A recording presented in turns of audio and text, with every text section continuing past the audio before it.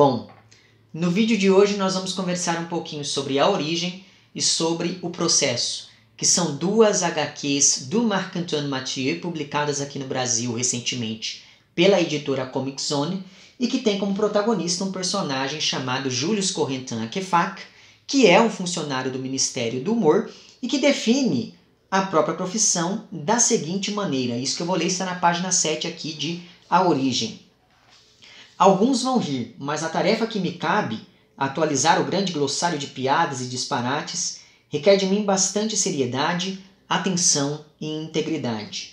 Do mesmo modo, páginas depois, na página 16 aqui dessa mesma HQ, um outro funcionário daquele mesmo ministério afirma que cabe a eles estudar o que há de sério no humor quando este age como remédio para a melancolia e, de um modo mais amplo, o papel do humor na questão da impotência humana diante de um universo incompreensível. Não sei se você percebe, mas ambas as definições dão a esse trabalho desses personagens um caráter, uma seriedade muito grande, e por isso mesmo já se nota que uma das marcas dessa realidade criada pelo Marc-Antoine Mathieu é essa burocracia tão absoluta que afeta inclusive a subjetividade dos personagens, já que aparentemente existe aqui um ministério para cada um dos sentimentos possíveis. E em um dado momento aqui dessas HQs, se não me engano, em O Processo, o protagonista passa pela bolsa de valores dessa cidade na qual ele mora e ele percebe que está acontecendo uma crise de valores porque coisas como, por exemplo, o afeto estão em baixa. Então eu achei muito interessante esse jogo de palavras promovido aqui pelo autor, porque quando a gente pensa em bolsa de valores, nós pensamos naquela coisa do pregão, de atividades financeiras apenas, e o que a gente tem aqui então é essa financeirização, essa burocratização dos afetos, dos sentimentos. Então isso me pareceu bastante interessante para se pensar aqui como funciona mais ou menos esse universo criado pelo autor nesta série, que tem como protagonista, então, o Julius Corentin Akefak. Então eu fiquei me perguntando, se aqui, nesse universo, o humor é tratado de um jeito tão racional, será que esse humor é engraçado? Tanto que os funcionários desse ministério são sempre retratados como pessoas muito sisudas. Então essa dúvida me ficou na mente o tempo todo, porque me parece que o riso é algo muito espontâneo e a burocracia é tudo menos espontânea na medida em que ela é absolutamente previsível. E o humor, pelo menos a meu ver, trabalha muitas vezes com aquilo que você não antecipa. Então, como é que você vai pensar em algo tão espontâneo assim se você vive em uma realidade na qual a espontaneidade não tem mais espaço graças a essa burocracia completamente absoluta? Então veja, essa burocracia social vai aos poucos ganhando contornos meio filosóficos, porque se ela acaba com aquilo que é espontâneo, com aquilo que é autêntico, tudo o que sobra é absolutamente mecânico e artificial. E essa noção de artifício, de algo que foi criado, está na base da proposta aqui do autor dessas HQs, já que em cada uma delas ele não só explora, como também busca expandir a linguagem dos quadrinhos. E é por isso que esse é o tipo de texto em que o suporte é determinante para a experiência de leitura. Então, você não conseguiria ler essa HQ aqui em e-book, por exemplo, porque a inscrição material do texto importa tanto quanto a narrativa em si. É como se o próprio quadrinho, fisicamente, fosse um personagem. Quer dizer, você até poderia ler uma versão dessa HQ aqui em e-book, mas eu tenho certeza que a experiência de leitura, e a palavra experiência aqui, ela tem uma importância muito grande, então a experiência de leitura provavelmente não seria a mesma se você lesse isso daqui, sei lá, em um scan ou coisa parecida. Mas antes de eu falar das particularidades, das peculiaridades de cada uma dessas HQs, eu vou falar um pouquinho sobre essa realidade na qual o protagonista, que é o Julius Corentin Akefak, está inserido. E por falar então do nome, na verdade do sobrenome desse protagonista, é curioso perceber que Akefak, na verdade, é Kafka ao contrário. E esse é um dado muito relevante para que a gente entenda o quão kafkiana é a realidade que cerca aqui o protagonista dessa série de HQs. Então, quando a gente pensa em algo kafkiano, logo vem à mente ideias ligadas ao labirinto, à opressão e principalmente a uma burocracia tamanha que acaba atravancando a vida dos personagens. Mas é muito importante ter em vista que algo kafkiano não é simplesmente algo ligado à burocracia, à opressão ou ao labirinto, a uma narrativa labiríntica, né?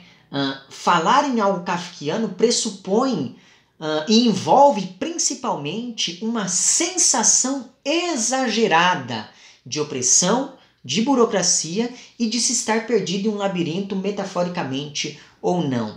Então nós estamos falando de um exagero tão grande que tangencia o absurdo e a irrealidade, como se tudo fizesse parte de um grande pesadelo. Pense aí, por exemplo, no caso aqui do Joseph K., de O Processo, que foi preso por um crime que ninguém sabe explicar qual é e que ele sequer cometeu. Ou ainda, pense aí no caso do Gregor Samsa, que aqui em A Metamorfose acorda metamorfoseado em um inseto monstruoso depois de uma noite de sonhos intranquilos. E a primeira coisa que ele pensa não é refletir sobre o que poderia ter levado àquela metamorfose, mas sim que ele provavelmente chegaria atrasado no trabalho. E pense ainda no caso aqui do Karl Rossmann, que em América vai simplesmente se deixando levar por todo mundo que encontra pelo caminho quando se muda para os Estados Unidos depois de uma situação absolutamente vexatória em sua terra natal, né? Então veja bem, não é por acaso que o título dessa série de quadrinhos aqui, do Marc-Antoine Mathieu, é justamente Julius Corentin Akefak, o prisioneiro dos sonhos, porque tudo aqui nessas histórias em quadrinhos é tão absurdo que não parece real, porque de fato não é, porque afinal de contas nós estamos falando aqui de uma história em quadrinhos. Só que, kafkianamente, as pessoas que vivem aqui nesse universo criado pelo Marc-Antoine Mathieu continuam vivendo apesar desses absurdos que fazem parte do cotidiano de cada um.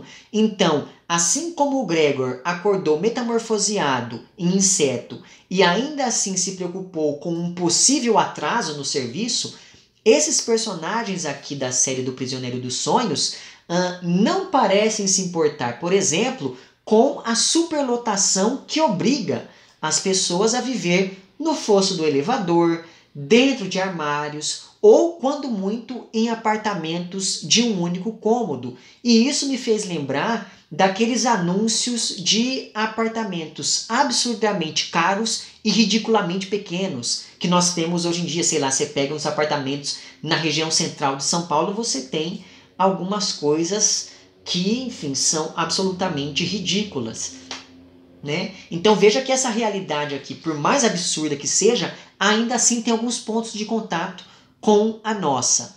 Além disso, as pessoas aqui dessa realidade do Prisioneiro dos Sonhos se amontoam pelas ruas e, aparentemente, os únicos veículos disponíveis são bicicletas que andam suspensas por fios que atravessam as janelas dos prédios, já que ninguém consegue andar direito em terra firme. As pessoas elas se aglomeram tanto pelas ruas que não cabe ali um carro, não cabe uma bicicleta. Então, se uma pessoa tem pressa de chegar em um determinado lugar, ela tem que contratar esse serviço de táxi, que na verdade é uma bicicleta, e essa bicicleta ela vai se guiando pela cidade por esses fios suspensos entre as janelas dos apartamentos.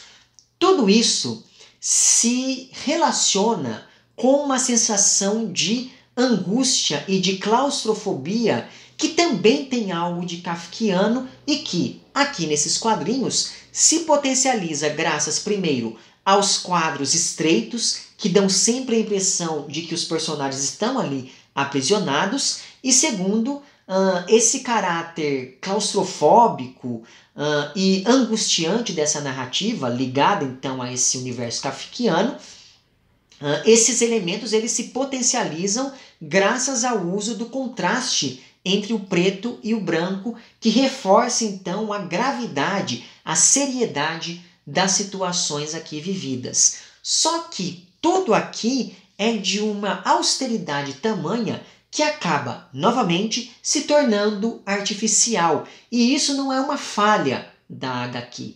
Essa sensação de artificialidade constante é intencional e ela vai ser explorada de diferentes modos em cada uma dessas duas HQs, que pelo que eu entendi fazem parte de uma série de 7 livros, mas apenas esses 2 estão publicados aqui. Espero que os outros sejam publicados futuramente aqui também pela Comic Zone, porque são narrativas muito interessantes. Então, me parece que em cada um dos volumes dessa série, o autor vai explorar de diferentes maneiras essa ideia de uma artificialidade ligada de maneira inerente a essa linguagem dos quadrinhos. Então veja que tudo nesse universo proposto pelo Marc-Antoine Mathieu nessa série de quadrinhos é absolutamente racionalizado, né? Então, por exemplo, a pontualidade importa mais do que qualquer outra coisa na vida dessas pessoas, e essa lógica burocrática é tão extenuante e tão perversa que ela já dominou todos os aspectos da vida dessas pessoas e tornou tudo meio apático, até porque, como eu disse antes, a burocracia acaba esmagando qualquer tipo de espontaneidade das pessoas. E tudo isso me fez lembrar bastante desse livro aqui, chamado 24/7, Capitalismo Tardio e os Fins do Sono, do Jonathan Crary, que é publicado pela editora Ubu.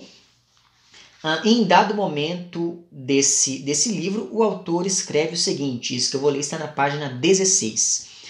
A negação do sono é uma desapropriação violenta do eu por forças externas. É o aniquilamento calculado de um indivíduo. Então veja, é exatamente esse aniquilamento do indivíduo que nós temos aqui então nessa realidade do Prisioneiro dos Sonhos, que é uma realidade totalmente regida por uma burocracia que, coincidentemente, quer controlar até mesmo o sono das pessoas. Eu digo coincidentemente porque neste livro o autor debate exatamente essa relação entre a lógica capitalista e esse último bastião da nossa liberdade, que é o sono, porque afinal de contas você não consegue extrair valor nenhum do sono, do ponto de vista da lógica capitalista, evidentemente. E daí eu achei muito curioso porque aqui em O Processo existe um momento em que o protagonista ele diz o seguinte, né?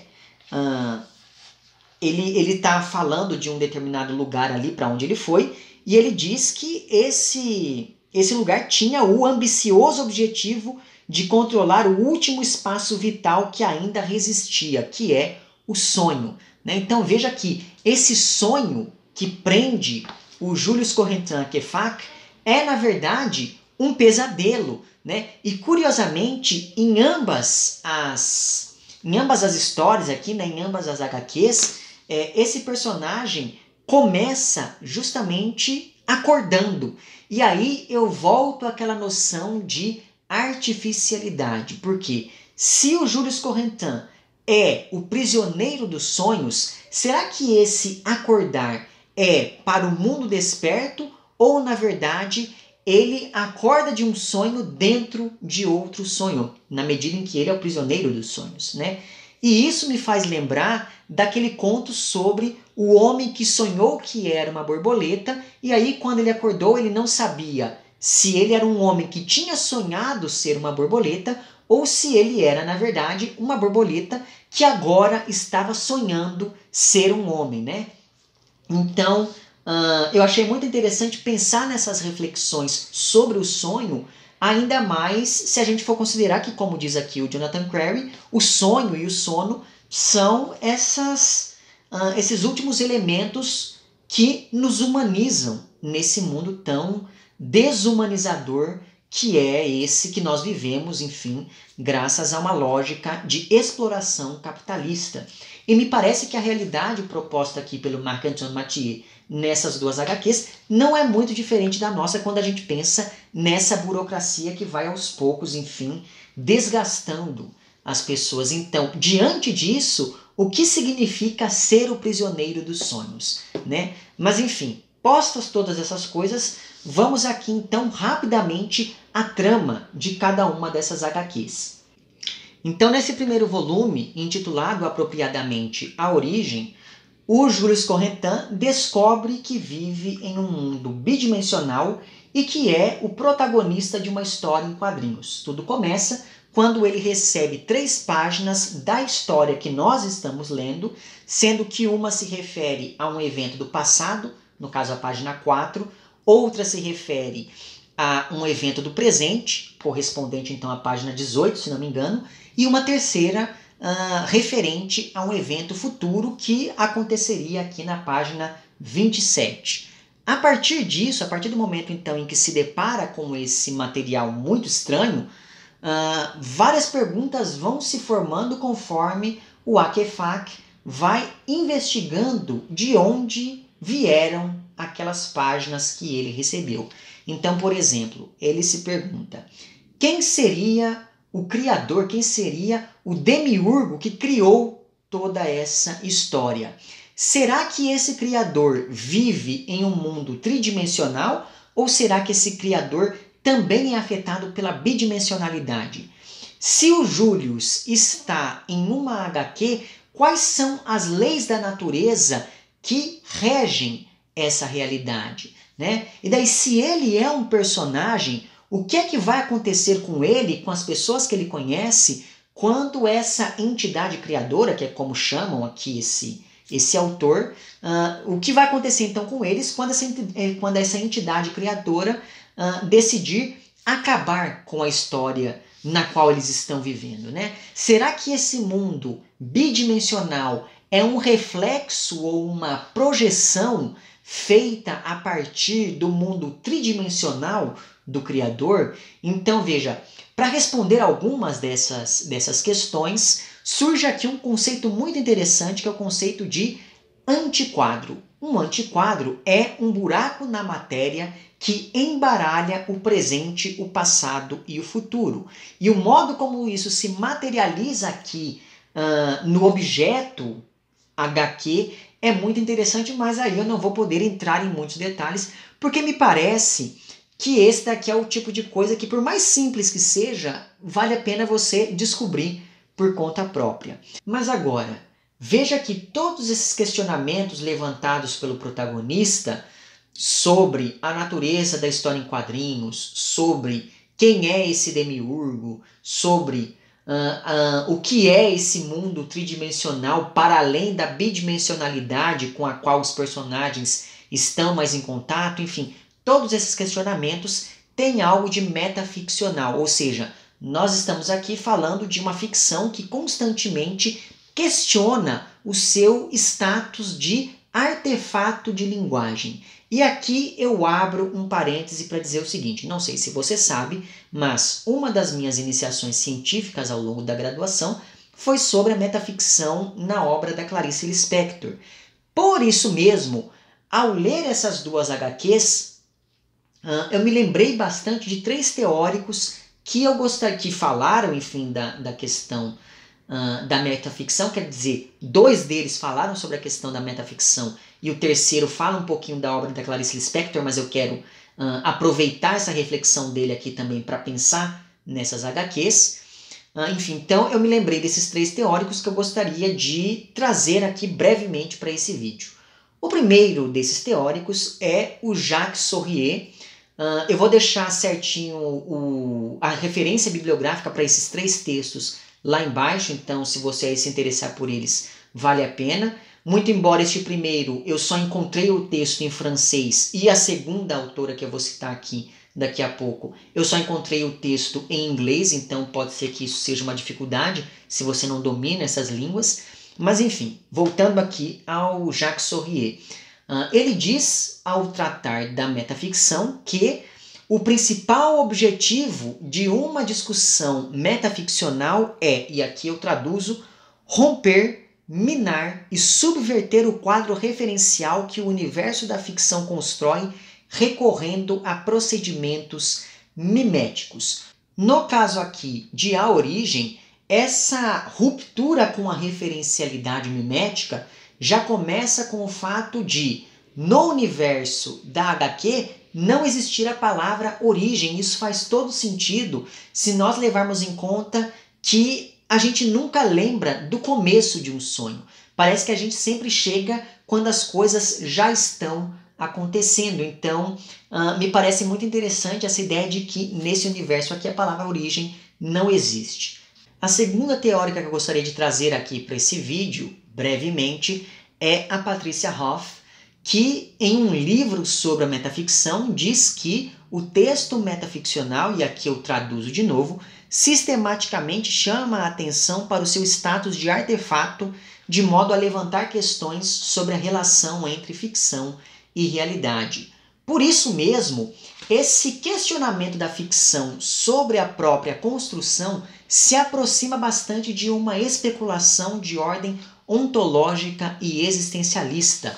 Porque, assim como o personagem se pergunta de onde eu vim, qual é o meu propósito, será que essa realidade na qual eu vivo é real mesmo? Assim como o personagem se pergunta isso, o próprio leitor pode se fazer essas mesmas perguntas, né? Será que eu sou um personagem no livro que alguém está lendo, assim como eu tenho aqui esse personagem no livro que eu mesmo leio, né? Então veja, esse tipo de questionamento é um questionamento que começa no texto e afeta mesmo o leitor. E por isso essa minha ideia de que existe esse pendor existencialista em textos metaficcionais, e isso me leva ao terceiro teórico, ao terceiro crítico que eu gostaria de citar aqui, que é o Benedito Nunes.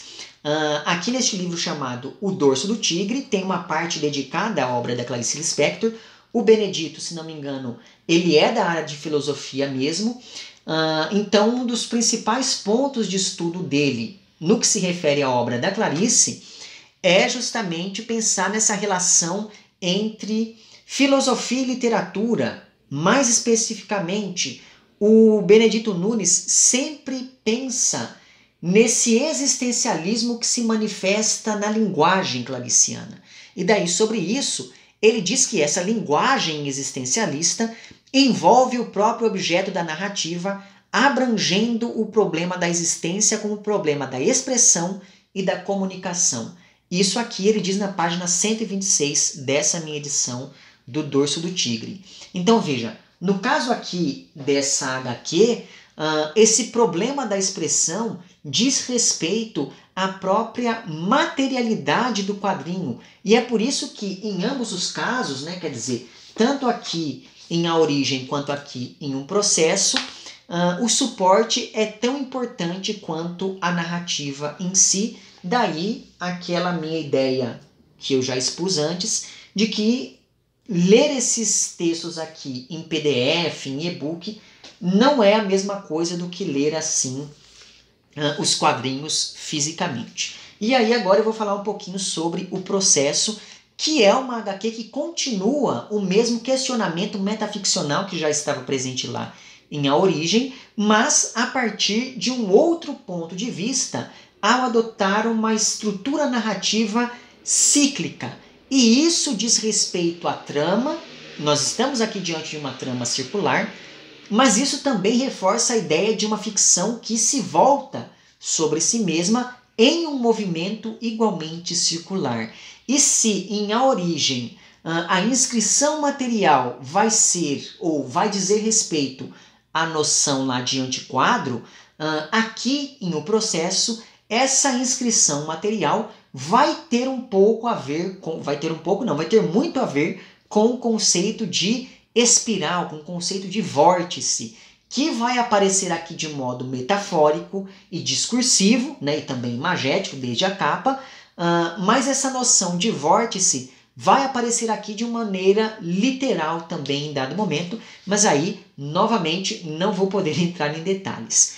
Por isso mesmo, me parece que A Origem tem algo de mais original, com perdão do trocadilho, do que aqui O Processo, porque o conceito de antiquadro é mais diferente, é mais interessante até do que o conceito de vórtice, que é, enfim, um conceito que é empregado aqui em O Processo, mas que já é um conceito com o qual nós já estamos um pouco mais familiarizados, muito embora aqui, como eu disse, esse conceito ele acabe levando a uma estrutura circular que é interessante, mas ainda assim não é tão original quanto essa noção de antiquadro proposta pelo Marc-Antoine Mathieu aqui em A Origem. Porém, ainda assim, eu acho, mesmo não sendo mais original, eu acho que O Processo é um quadrinho mais interessante. Porque, veja bem, por mais que essa ideia de uma narrativa circular não seja lá muito original, ainda assim ela não só reforça a questão metaficcional lá de A Origem, como também apresenta um outro tema bem interessante, ainda que igualmente não original, que é o seguinte: em O Processo, o Julius Corentin Akefak se encontra com o seu duplo. E daí, novamente, tem 57 milhões de textos falando da questão do duplo, mas ainda assim eu achei muito interessante o modo como o autor coloca esse questionamento aqui diante dessas discussões sobre a circularidade da narrativa e sobre essa ficção que especula a própria natureza ficcional que possui. Porque veja só, uma narrativa que reflete sobre a própria criação se duplica na medida em que ela é o observador e o objeto observado ao mesmo tempo. Então veja como aqui forma e conteúdo acabam se conectando. Então, novamente, por mais que esses temas não sejam temas originalíssimos, ainda assim o modo como eles se aproximam aqui nessa HQ é muito interessante, daí eu ter preferido aqui O Processo ao A Origem, ainda que ambas as HQs sejam muito interessantes. E assim como o Julius vai ter um duplo, aqui o autor conseguiu colocar a realidade como um duplo da ficção, mas eu não vou poder entrar em detalhes em relação a isso também. Mas o fato é que existe aqui um elemento que visualmente estabelece esse contraponto entre esse universo criado pelo Marc-Antoine Mathieu e uma realidade externa a esse mesmo universo. Pois bem, lá no começo do vídeo eu mencionei o livro, né, do Jonathan Crary, lá o 24/7, que fala então sobre a interferência no sono como um atentado contra o indivíduo. Aqui em O Processo, isso acontece quase que literalmente, porque nessa realidade burocrática, até os sonhos devem ser controlados, porque existe uma doença muito estranha chamada Síndrome do Teto. Na página 20 aqui dessa edição, que eu já estava quase me esquecendo de falar qual era a página, um médico está falando sobre essa tal síndrome, e daí ele diz: segundo o dossiê, o paciente enxerga coisas acima do teto, daí o nome da síndrome, né? Alucinações, delírios, enfim. Manifestações típicas de alguém que ficou refém do inconsciente que agora se expressa em estado de vigília. Então veja, né, essa síndrome do teto acaba fazendo com que a pessoa se torne refém do inconsciente e por conta disso, então, essa pessoa passa a misturar aquilo que é da ordem do sonho com aquilo que é da ordem da vigília. E aqui, novamente, nós temos essa questão do duplo, né, entre sonho e vigília. Mas o fato é que tudo aqui começa quando uma falha no relógio do Julius Correntin Akefak faz com que ele chegue adiantado para uma consulta de rotina.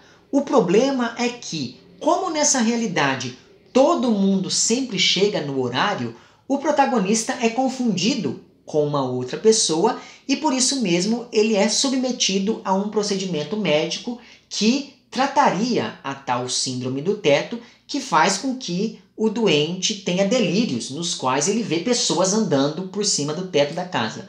Então veja que uma alteração mínima no relógio tem um resultado catastrófico que acaba jogando esse protagonista em um movimento absolutamente vertiginoso, a partir do qual ele vai se encontrar com seu duplo para tentar impedir a realização do tal tratamento.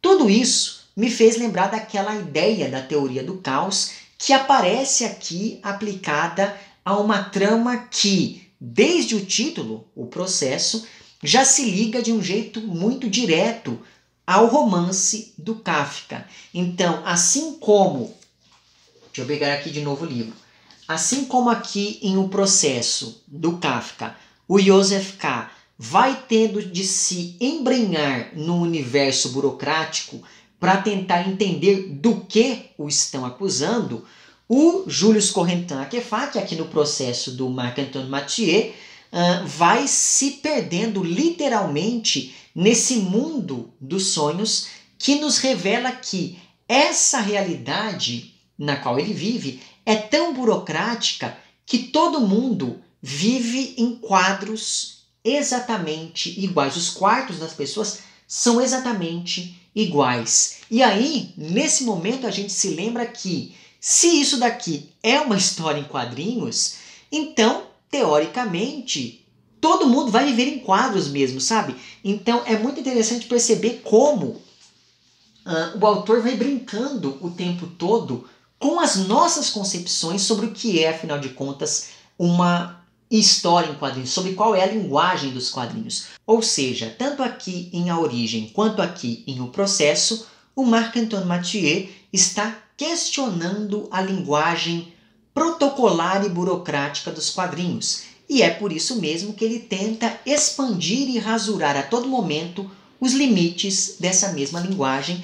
E por isso, então, fica aqui a minha recomendação de leitura, principalmente se você, assim como eu, gosta desse tipo de literatura que acaba questionando algumas coisas da própria linguagem literária, certo? Então fica aqui essa sugestão e ficam aqui os meus votos para que os próximos volumes dessa série sejam publicados o mais rápido possível aqui no Brasil. Assim, uma coisa importante, por mais que o protagonista e o universo narrativo sejam os mesmos, você não precisa ler esses livros em nenhuma ordem, as histórias são independentes.